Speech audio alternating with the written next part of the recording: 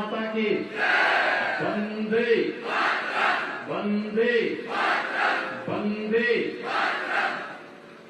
Bharatiya Janata party के मंडल के अध्यक्ष श्री अमर ठाकुर जी, जिला के अध्यक्ष श्री भीमसेन शर्मा जी, लोकप्रिय प्रत्याशी श्री लोकेंद्र कुमार जी,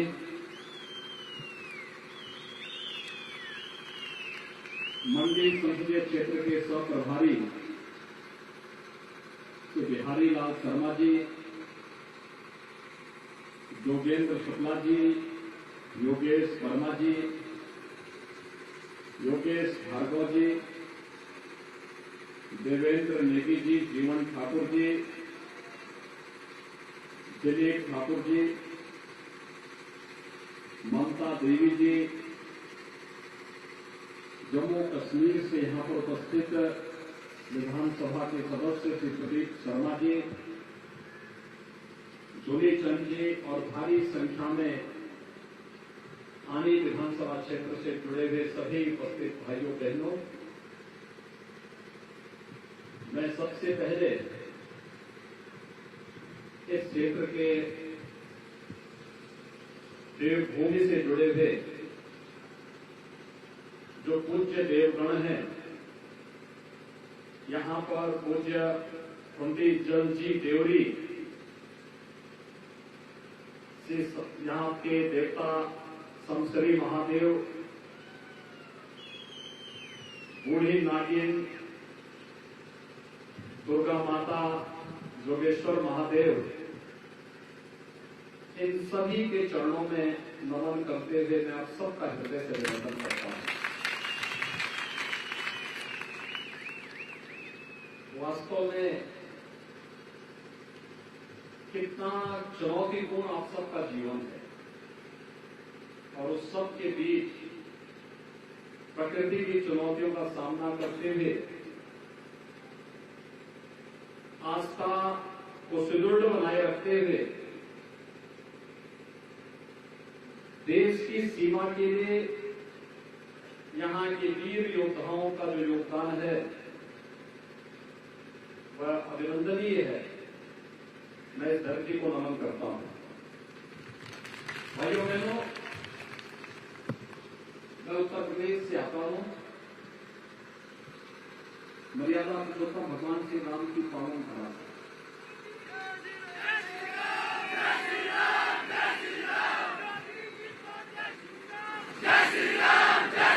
आप जानते हैं, अयोध्या में भगवान श्री राम के भव्य मंदिर के निर्माण का कार्य 55% पूरा हो चुका है और अगले वर्ष के अंत तक मंदिर का निर्माण पूरा हो जाएगा। दुनिया का सबसे बड़ा मंदिर होगा जो भगवान राम का मंदिर अयोध्या में बनेगा। सबसे भव्य मंदिर होगा और श्री राम मंदिर के लिए आप सबकी भावनाएं भी जुड़ी हुई हैं और इसके लिए मैं आप सबको अभिनंदन भी करता हूं। अयोध्या आगमन के लिए आपकी प्रतीक्षा भी करता हूं कि आप अयोध्या पधारें, अयोध्या में भगवान की जन्मभूमि पर दर्शन करें।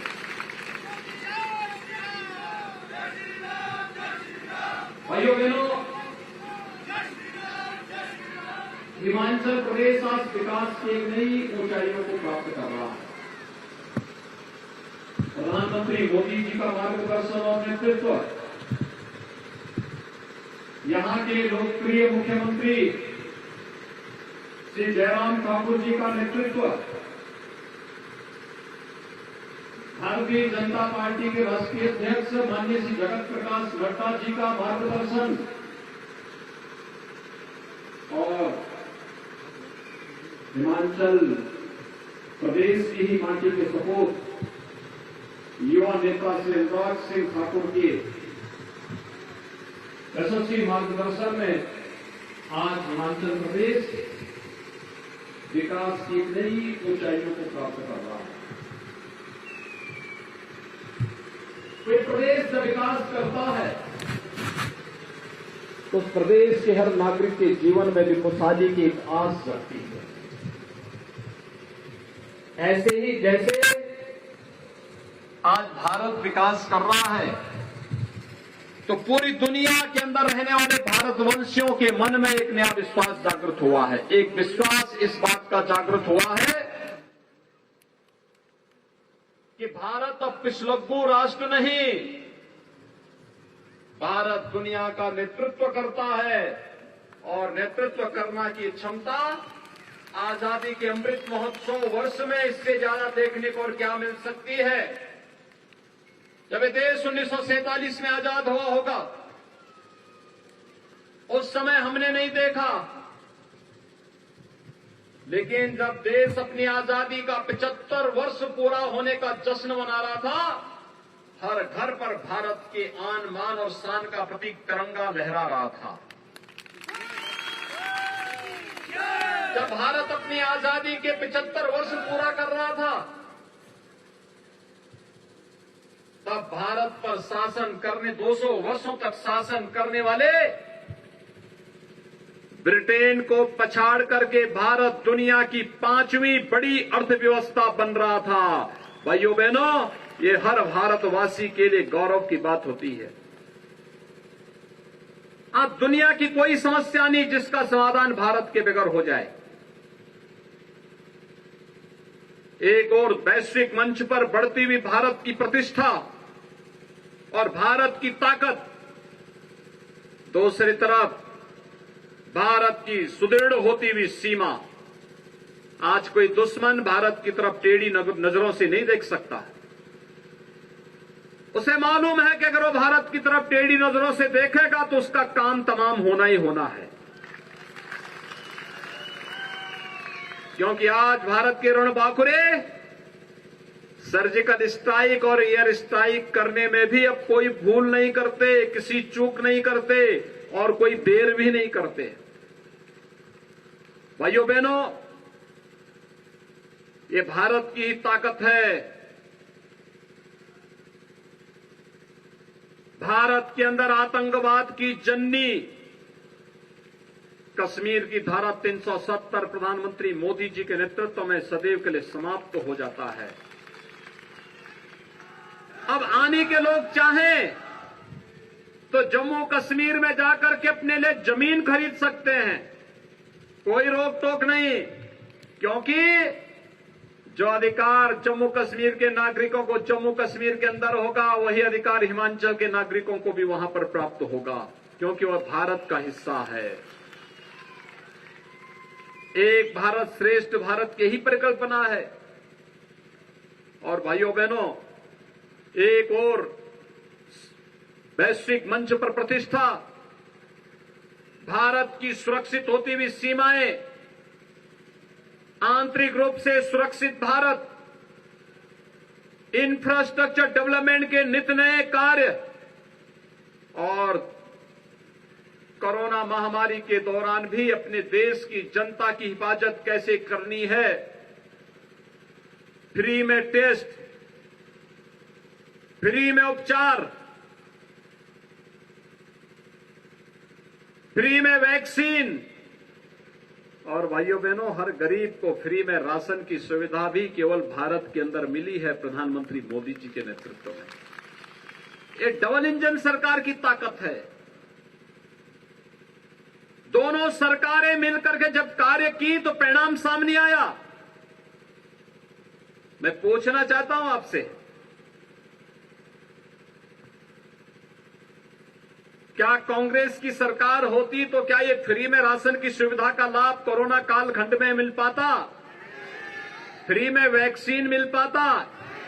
फ्री में उपचार का लाभ मिल पाता? कांग्रेस होती तो क्या कश्मीर से धारा 370 समाप्त होती? और कांग्रेस होती तो क्या अयोध्या में भगवान राम का मंदिर बन पाता? भाइयों बहनों, जब कांग्रेस कुछ भी नहीं कर सकती है तो उसको वोट देके हम अपना वोट खराब क्यों करना चाहते हैं?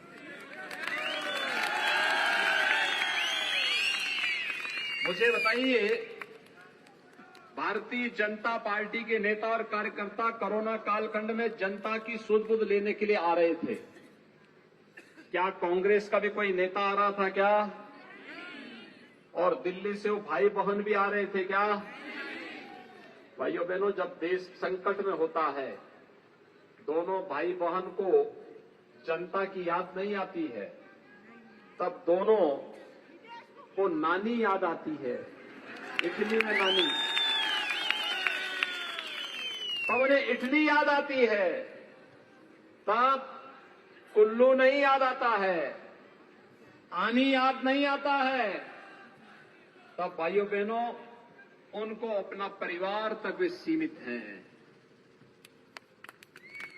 कांग्रेस के नेता केवल अपने परिवार तक सीमित हैं और प्रधानमंत्री मोदी जी के नेतृत्व में भारतीय जनता पार्टी के हर कार्यकर्ता के लिए 135 करोड़ का भारत ही परिवार है और उसकी सुरक्षा, उसकी समृद्धि और उसकी खुशहाली के लिए कार्य करना वह अपना कर्तव्य मानता है और इस कर्तव्य का निर्वहन करने के लिए ही श्री लोकेंद्र कुमार को भारतीय जनता पार्टी ने अपना प्रत्याशी बना करके इस आनी विधानसभा क्षेत्र से आपके बीच में भेजा है। कोई सोच सकता था कि हिमाचल प्रदेश में भी एम्स खुलेगा? भाइयों बहनों, आज एम्स का निर्माण हो चुका है। Indian institute of management IIM की स्थापना हो चुकी है। हर जिले में मेडिकल कॉलेज का निर्माण कार्य युद्ध स्तर पर चल रहा है। बड़े डैम बन रहे हैं, हाइड्रो पावर का कार्य भी यहां तेजी के साथ चल रहा है। उद्योग लग रहे हैं और यही नहीं, हर गरीब को 5 लाख रुपए की स्वास्थ्य बीमा का कवर आयुष्मान भारत और हिम केयर के नाम पर भारतीय जनता पार्टी की डबल इंजन सरकार ने दिया है। वृद्धजनों को वृद्धावस्था पेंशन और उसकी सीमा को 80 से घटा करके 60 साल करने का काम भी डबल इंजन सरकार ने किया है। भाइयों बहनों, ये डबल इंजन की सरकार है, जहां पर बिना भेदभाव के युवाओं के लिए, अन्नदाता किसानों के लिए, बहन और बेटियों के लिए, व्यापारियों के लिए और समाज के प्रत्येक तबके के लिए शासन की योजनाएं बिना भेदभाव के तैयार हैं। डबल इंजन की सरकार का ही एक कमाल है और इसलिए भाइयों बहनों, आप सबसे अपील करने के लिए मैं आया हूं। मैं तो आपका अभिनंदन करूंगा कि भारत के इतने दुर्गम क्षेत्र में रह करके प्रकृति की चुनौतियों को झेलते हुए भी आप लोग लोकतंत्र के इस उत्साह में सहभागी बने हैं। आप सबका मैं हृदय से अभिनंदन करता हूं और आप सबसे अपील करता हूं कि भाइयों बहनों, भारतीय जनता पार्टी ने से लोकेंद्र कुमार को, जो सचमुच एक फक्कड़ कार्यकर्ता है, जिसको केवल समाज सेवा के लिए ही जिसने अपने आप को समर्पित किया है, उसे अपना प्रत्याशी बनाया है और इसीलिए आप सबसे अपील करने के लिए आया हूं। डबल इंजन की सरकार बननी चाहिए ना? बननी चाहिए। पूरे हिमाचल में लहर है। मैं अब तक 11 सभा हिमाचल प्रदेश में कर चुका हूं और मैं कह सकता हूं, हर एक जनपद में मैं लगभग गया हूं और मैं कह सकता हूं कि हिमाचल प्रदेश में जो लहर, उसको देखते हुए भारतीय जनता पार्टी की डबल इंजन सरकार के लिए जनता के मन में अपार उत्साह है। इस उत्साह को वोट में बदलना है। आप तैयार हैं? 12 नवंबर को जब मतदान होंगे तो आपका चुनाव, कमल चुनाव चिन्ह के लिए आप सब तैयार होंगे? भाइयों बहनों, चुनाव के दौरान एक कठिनाई होती है। हर व्यक्ति की अपेक्षा होती है कि प्रत्याशी हमारे घर में आए।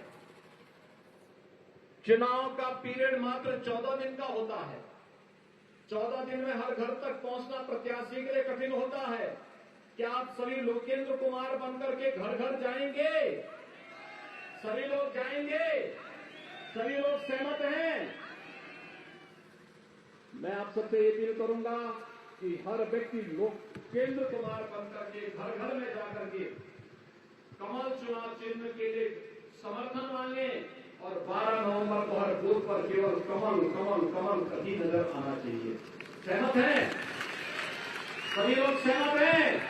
दोनों हाथ लगा के मेरे साथ बोलेंगे। दोनों हाथ लगा करके जहां तक मेरी आवाज चल रही है, दोनों हाथ लगा के बोलेंगे भारत